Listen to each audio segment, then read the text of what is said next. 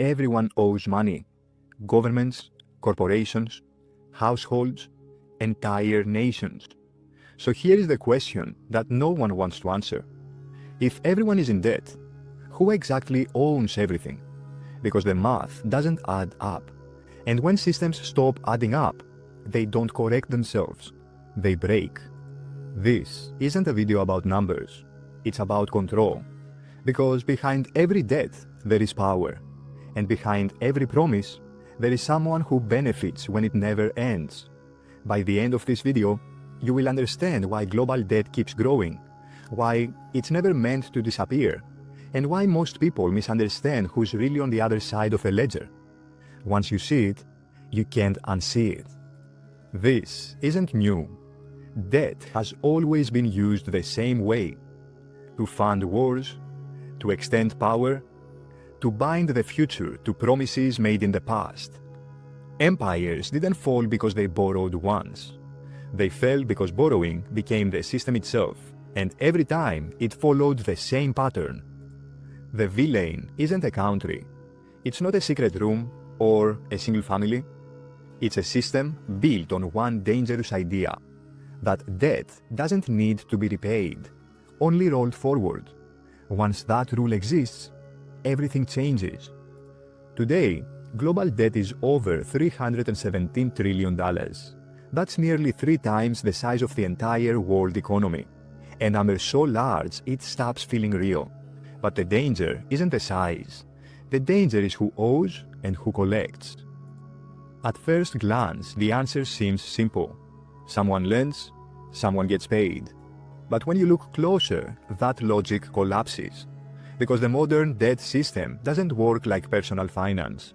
If it did, it would already be dead. For most of history, debt was temporary.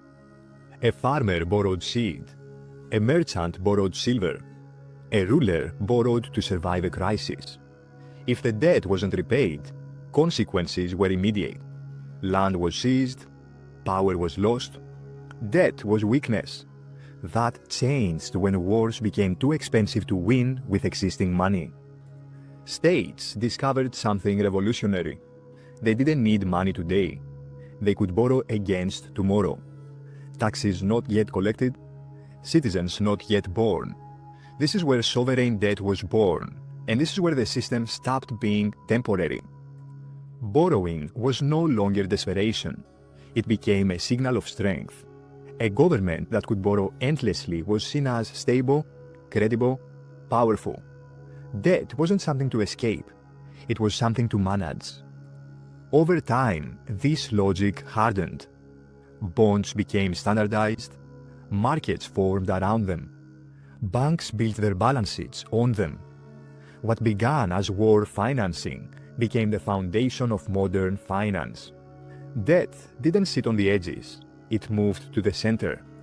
Here is the part that most people miss. Governments don't plan to pay off their debt. They plan to replace it. Old bonds mature. New ones are issued. The promise never ends. This isn't failure. This is the system working exactly as designed. So who owns the debt? Banks hold it. Pension funds depend on it. Insurance companies rely on it. Central banks absorb it. And the interest? It flows back into the same financial system. The creditor is often the same economy looking at itself. At the global level, the illusion gets even stronger. Countries don't simply owe foreign enemies. Most debt is held domestically. Foreign holdings exist, but they are part of a loop. Surplus nations buy debt. Deficit nations rely on that demand. Both depend on the system continuing. Everyone is both lender and borrower at the same time. But history shows what happens when confidence breaks. Greece, Argentina, Sri Lanka. When refinancing fails, the system tightens.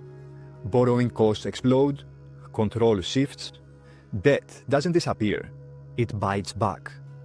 Modern debt was never designed to be fully repaid. Without debt, everything would collapse. Collateral, banking systems, pension funds, entire markets. Debt isn't just a liability, it's the system's foundation. At a household level, paying off debt means freedom. At a systemic level, it means destruction. So the system chooses survival over resolution, and the cost moves quietly upward. Interest doesn't flow evenly. Those with assets collect. Those without service the system through taxes and labor. The structure remains stable. Inequality grows. So who owns the world's debt? No single entity. It's embedded in balance sheets, institutions, and promises that must never stop. The system doesn't run on repayment. It runs on belief. Belief that tomorrow will look close enough to today for promises to survive. The real question isn't who owns the debt. It's how long the belief can last.